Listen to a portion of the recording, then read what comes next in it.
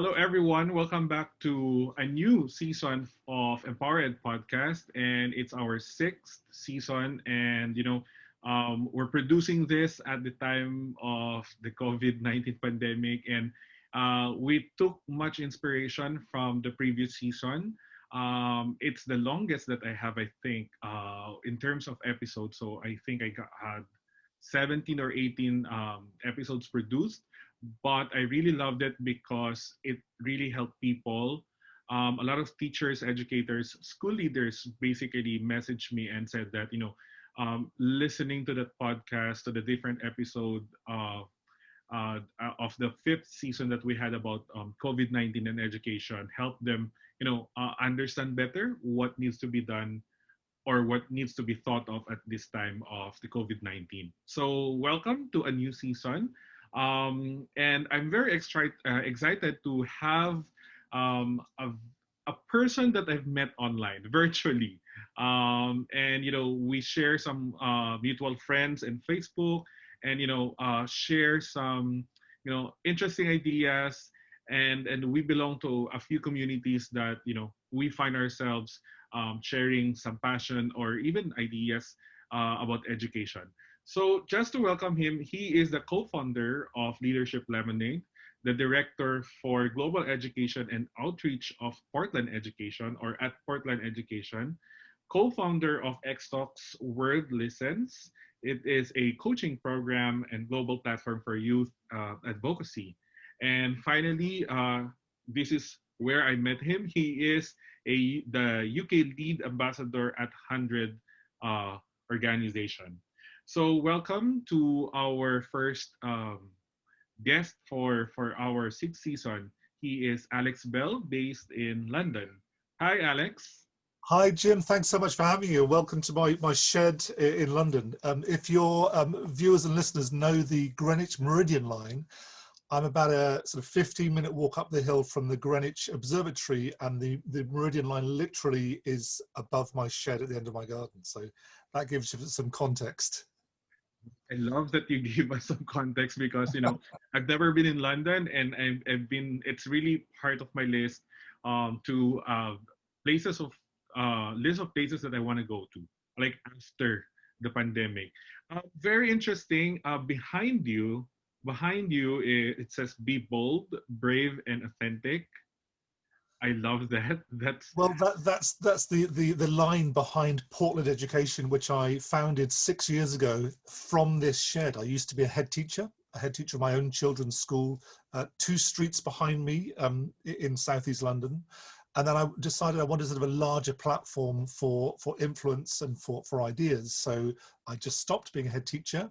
I built the shed.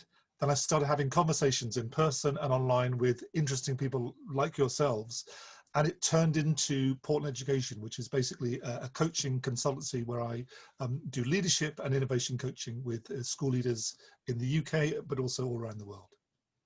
and I must say that maybe at this time, you've been speaking to a lot of school leaders, educators, trying to make sense of really what's happening. I mean, it's been a few months since the first wave of the pandemic has started, and a lot of schools have gone back, with all the issues behind going back to school or maybe doing it remotely. And I love that you are here to speak about your expertise on this. The episode really is about leadership, education, leadership, and how we move forward. The theme of the sixth season is rebuild. Education moves forward, and we're gonna explore that. And I am grateful that you're here to help us make sense of it through the eyes or area of education leadership. So my first question, Alex, is why is it necessary for education to move forward at this time when we find ourselves in very, in various levels of chaos right now in the different parts, sectors of the society or parts of the world? I think you're absolutely right. I mean, today, literally in my own household, my wife is indoors listening to the news, the announcements from our government in the UK. Our youngest son is upstairs unwell. We think it may be COVID, so he's going to be tested fairly soon. So it's a live issue. But of course, we want to carry on. Life has to carry on. And I think if we give in to this pandemic and give in to all it's throwing at us, then I think so much that we've built up as a global community will be lost. And I think one of the very exciting things for me about what COVID has done is that it's given me a chance to be more agile in my own leadership and my conversations with other leaders. We have to be agile. We have to respond to whatever's doing. A sailor doesn't blame the storm. The sailor hitches their sails to respond to that in the right ways.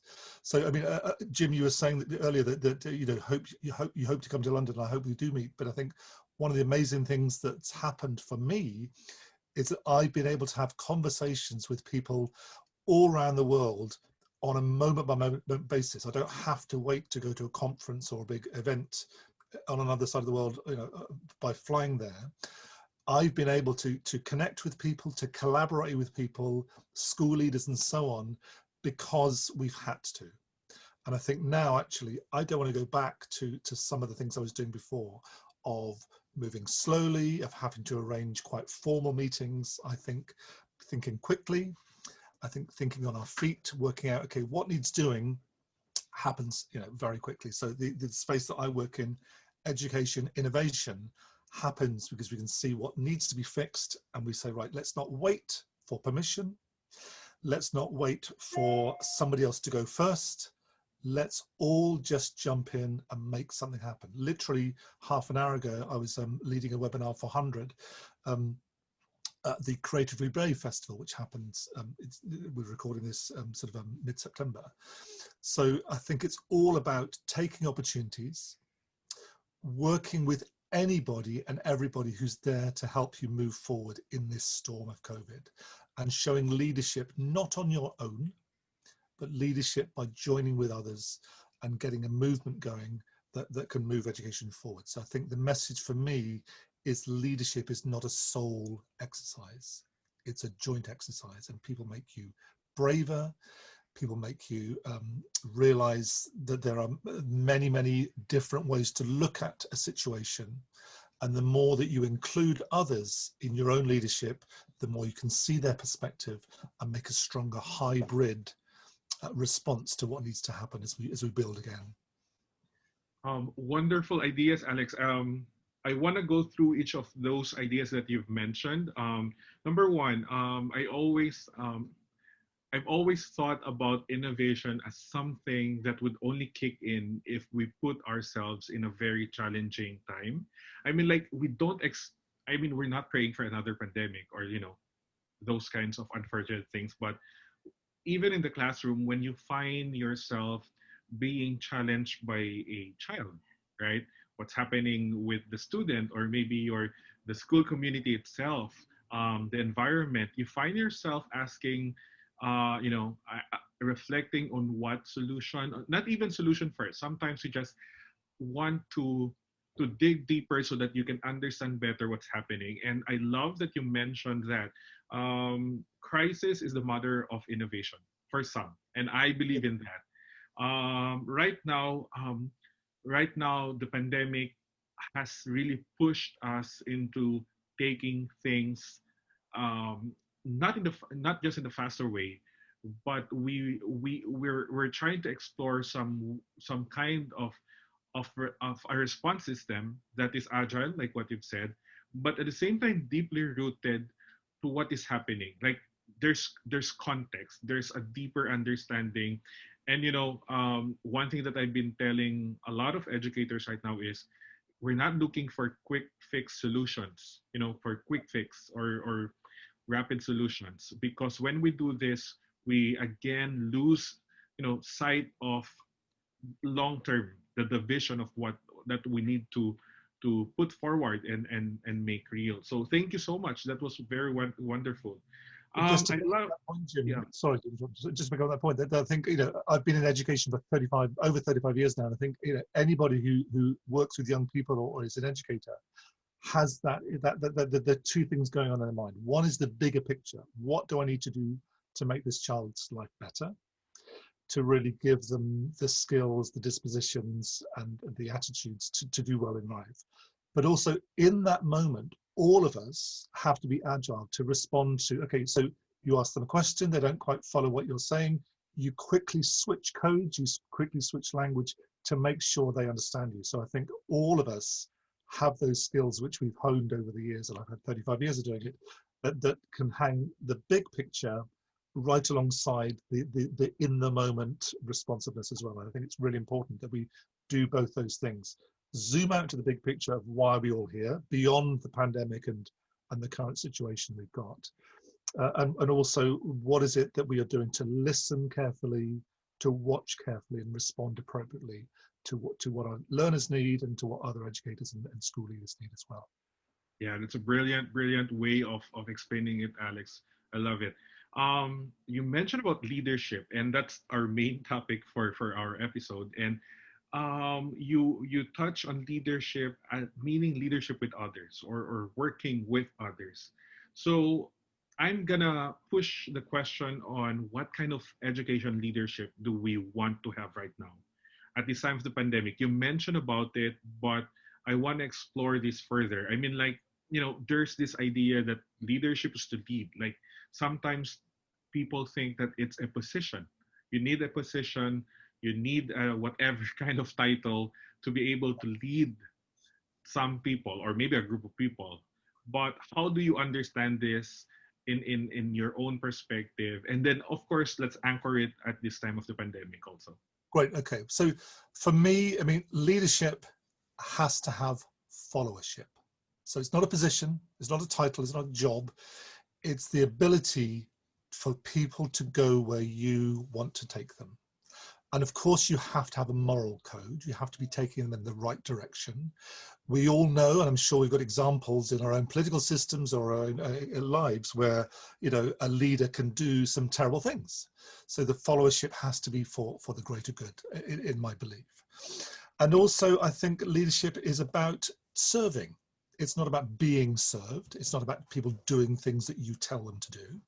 It's about you being at the service, truly at the service of the people you work with. So as a coach, my job is to listen empathetically and to truly understand what the school leaders I work with need, and therefore the communities and the young people they serve need as well.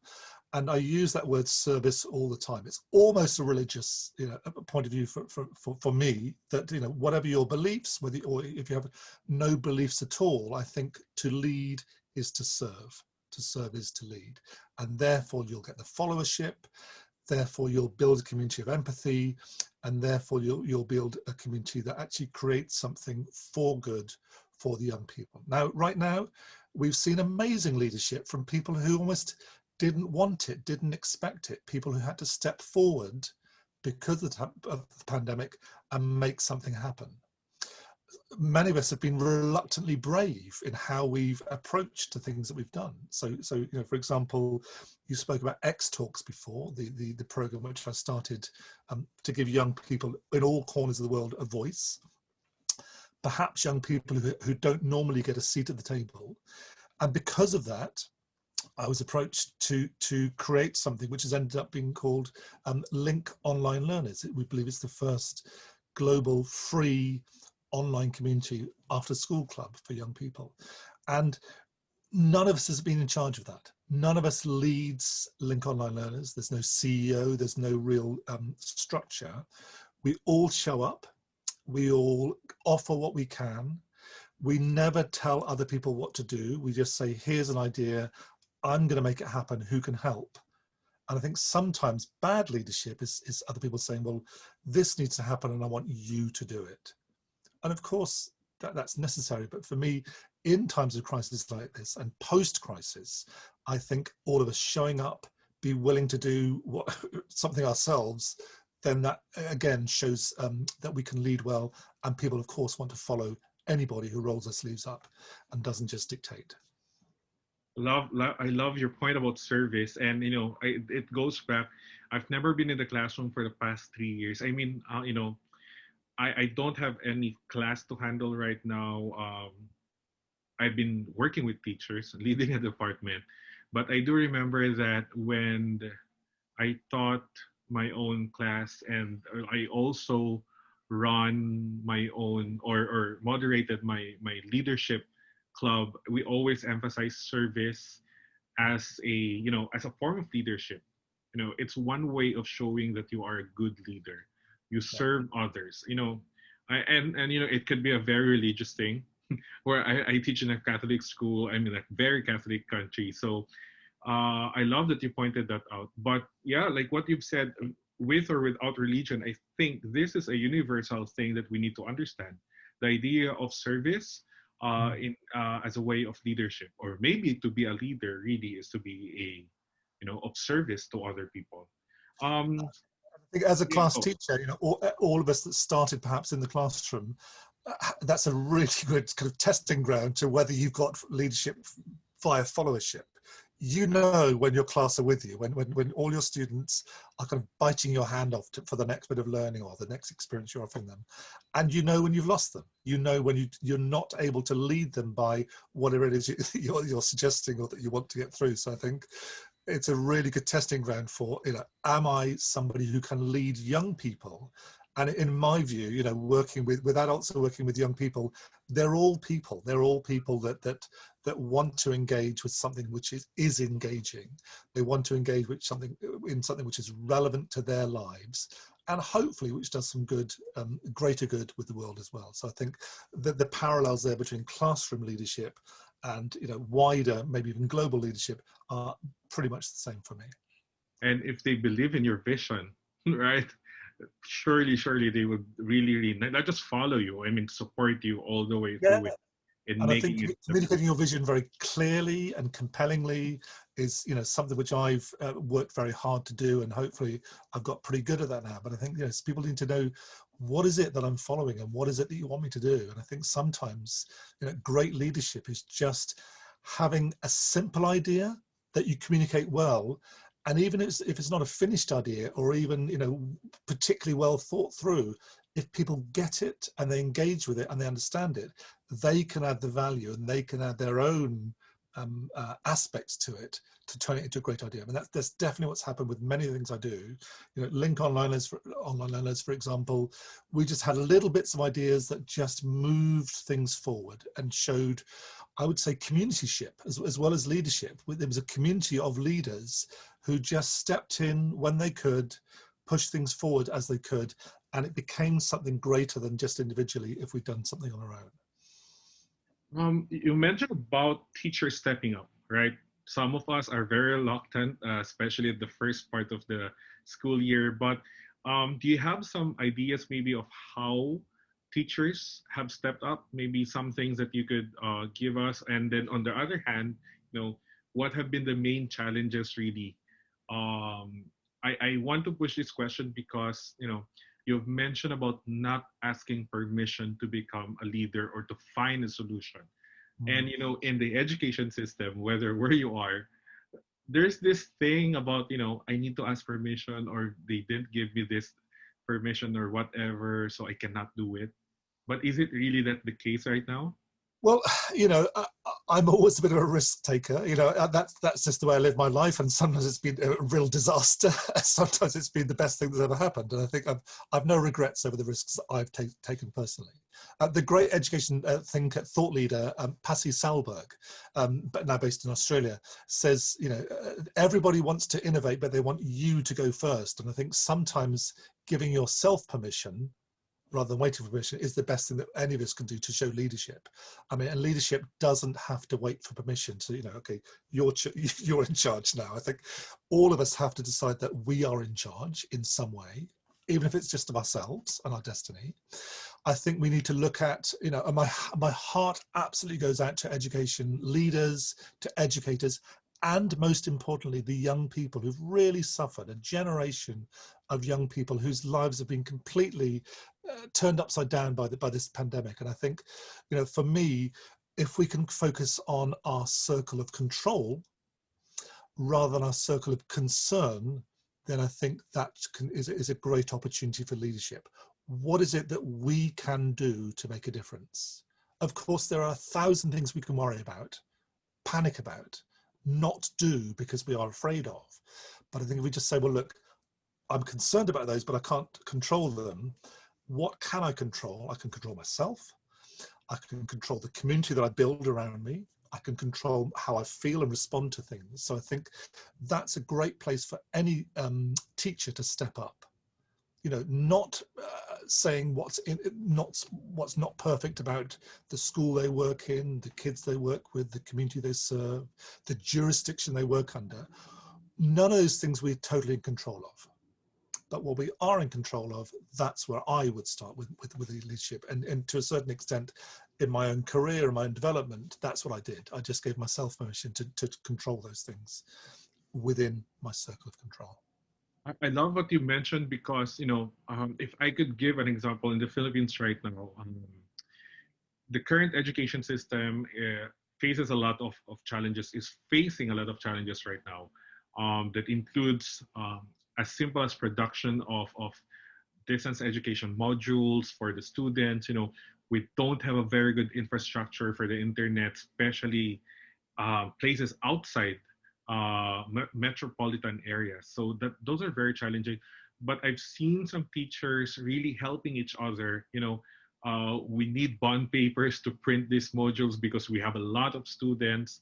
We need tablets for our teachers, or for teachers, yeah, and for students. You have this teachers stepping up, and then a lot of teachers right now are sharing what they know about tech or what they know about online learning in webinars, and they're doing it for free, with or without professional development credential units or whatever, because teachers just want to learn right now. And I want to think that they just gave permission to themselves. I want to do this. Like what you said, you're a natural risk taker, and I think a lot of teachers are doing it right now. So yeah. And I think there's something around finding your community, or as some people say, finding your tribe, if that makes sense. Right. Finding Yeah. people who are perhaps like-minded, or perhaps driven by the same need to fix something which needs fixing, or finding a solution for something which needs a solution. But I think, obviously connectivity is a really big issue, and the digital divide we cannot deny. But I know that many people work with leaders in countries which don't have great internet access. X Talks was born in Malawi, which is really challenged. We had to get a generator to actually secure the internet for an event we did in Helsinki last year. So I think as long as somehow you can find your tribe, your people, and it might be through WhatsApp, it might be through some way that doesn't have to be the internet. Once you start to share your thoughts, where you're beginning to search for meaning, search for solutions, it doesn't take long for one other person, two other people, 100 other people to join with you and to add to that idea. Even if you're all just thinking aloud at the same time, or thinking, I wonder how I might approach this. Just the act of doing that collectively, with communityship or with leadership, and I've got this sort of disposition where I just can't help myself but sort of like nudge forward into some sort of leadership of the communities that I work with. That's what's really exciting, I think, just to say, well, look, let's just see what happens by thinking aloud and acting on that in the best interest of everybody. And I think, again, that permission happens because you just see that nobody's stopping you. And there's one of you, two of you, 10 of you, 100 of you that are all moving forward ever braver, because look, there's a group of us now, and there's all me and all these people that want to move forward. Alex, I love what you've mentioned. Two things. Number one, we had our anniversary episode where we talk about unlocking leadership and action. And one of the things that was mentioned there by one of our guests, I think it's Dr. Dina Ocampo. She mentioned about surrounding yourself with people who will help you with your vision or what you want to do. And I love that you have been mentioning about a community, tribe. That's a word that I love. I love to use, thriving with your tribe. It's very indigenous mindset. The culture in the Philippines. Well, indigenous wisdom is the greatest wisdom of all, I think. The natural wisdom of this earth and of its founding people is exactly the best place to start any sort of leadership conversation, I would say. I loved it because that really spoke to me. Second, you know, I really want that tagline behind you, and I've been looking at it, and the word authentic is something that I've been grappling with. I mean, we know how to do it, we know that understand it, but you know, sustaining authenticity is really challenging. I mean, right now I don't know how to connect it, but it's been getting my attention because you've been mentioning about working with other people, um, being a risk taker, putting yourself there. Not waiting for permission. I think that's very authentic. That's a very authentic way of leadership. So here's my take on that, Jim, that I think pre-COVID, many of us, and myself included, were a little bit obsessed with this idea of professionalism, being professional, having a professional presence online or when we engage with others. And I felt personally, and it's been, quite challenging in terms of, the circumstances and things around my family, my community here in London, that actually, for me, authenticity is a far greater leadership quality than professionalism. And that's because with professionalism, as circumstances become even more challenging, you can only go one place. You can either just become less authentic as you try and put on a brave face and be professional, but the moment you are opening yourself up to others, to their empathy, to your own empathy, in an authentic way, then somehow it draws people closer to you. It draws more of a followership than if you're just trying to be a professional leader. So I'm kind of really leaning into that thought myself, that I don't think the world needs anybody to be any more professional than they are as a leader. But I do think right now with COVID and post-COVID and how the world will look in education and wider afterwards, that it really, really needs people to be true to themselves, to honest themselves. I think absolutely, the indigenous wisdom and natural wisdom and the natural order of the earth will only take us to a good place. It won't. We won't go wrong if we just go back to those universal truths. And I think sometimes, for me, professionalism is to do with sort of artifice and performance and things which perhaps will get all of us caught out if we try and pursue them too long. Yeah, I love what you mentioned. I think opening yourself up. At this time of the pandemic, I've been telling educators and even school leaders, teachers, school leaders, do not worry about finding the perfect solution right now, because there will be no perfect solution, because we're building the airplane that we're flying right now. Yeah.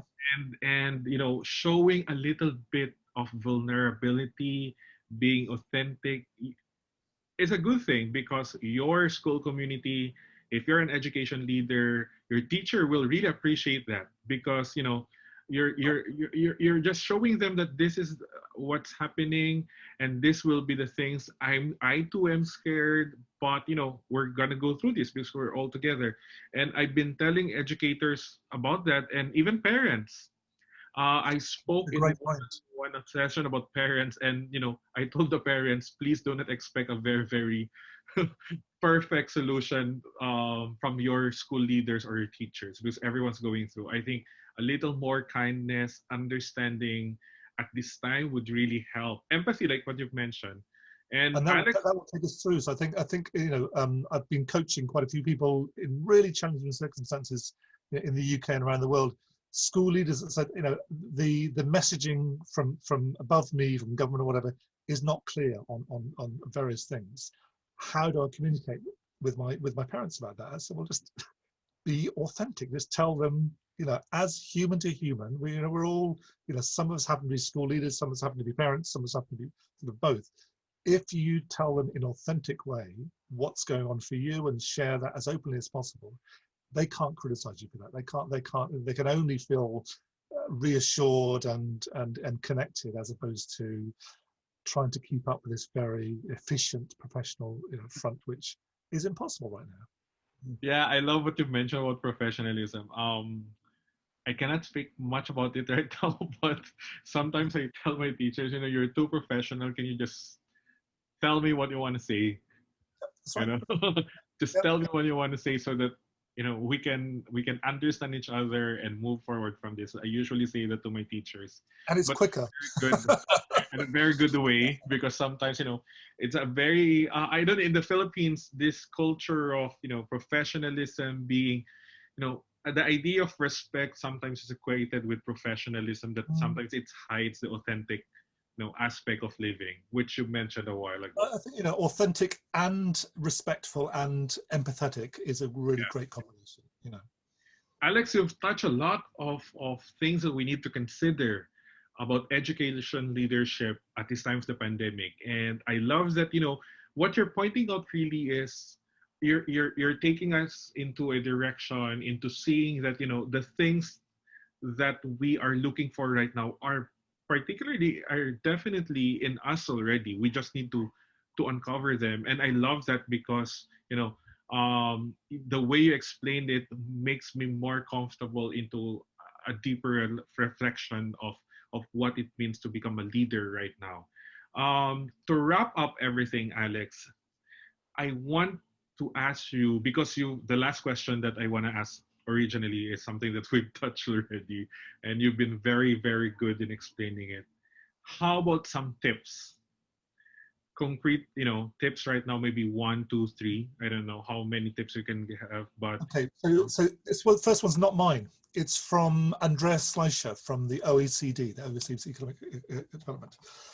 He was asked in a webinar that I attended earlier on in lockdown about what changes he hoped to see, sort of on the other side of the pandemic. And he spoke about how he thought the relationship between home and school has to shift, because of the pandemic, and should stay shifted afterwards. And he gave the example of Japan. I've been to Japan and love many things about the country. He spoke about how things have shifted now, and I think there were some quite well documented cases of bullying and poor relationships between students and teachers in the home in previous times.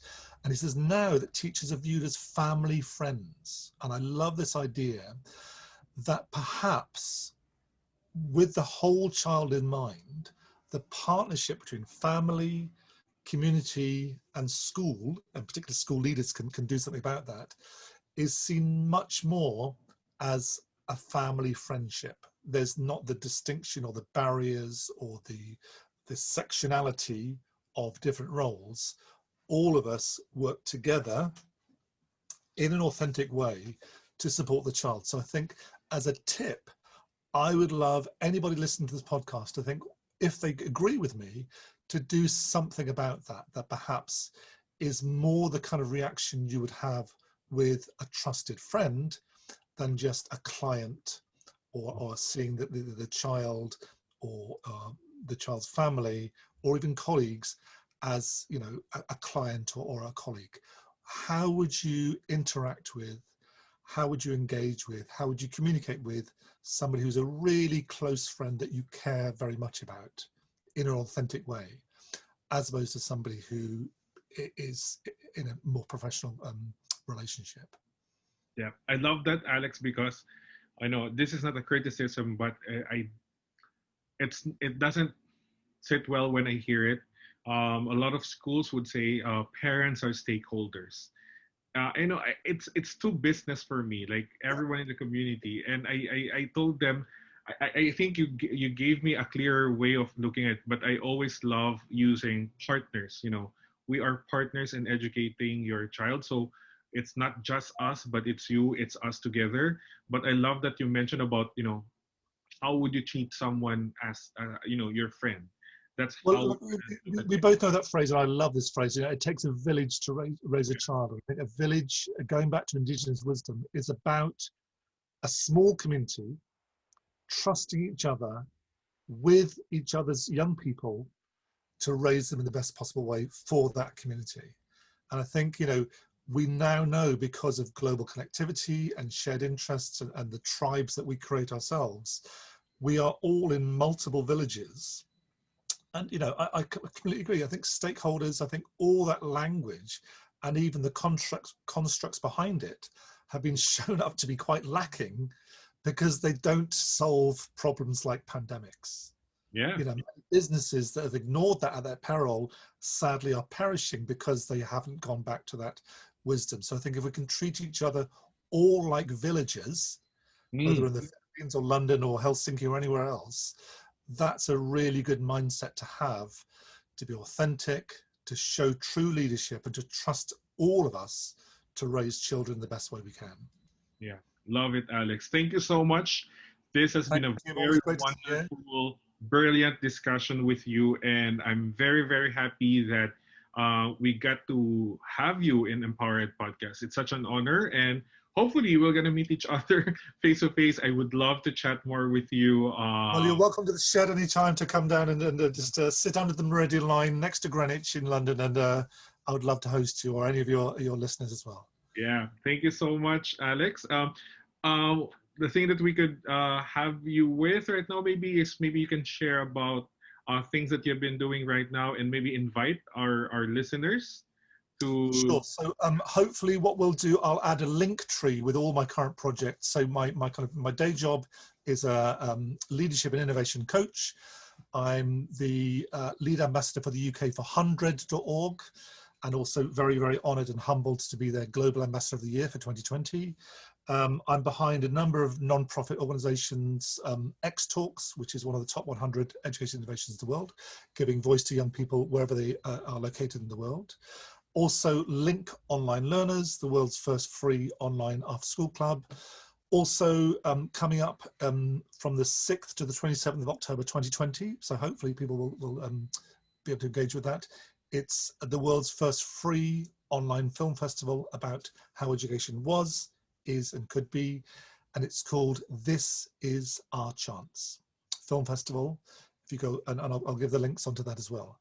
I think I've just about covered it. Apologies to anybody I work with if I haven't mentioned one of my projects I'm working with, but it's always an exciting part to be in various villages and tribes, online and offline in my work, and I love every day that I do that.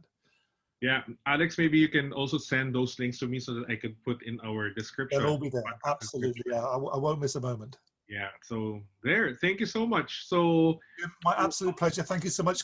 And I love your podcast. So it's great to actually be one of your guests. And thank finally, you so much, Alex. I appreciate it. To our listeners, thank you so much for being with us right now.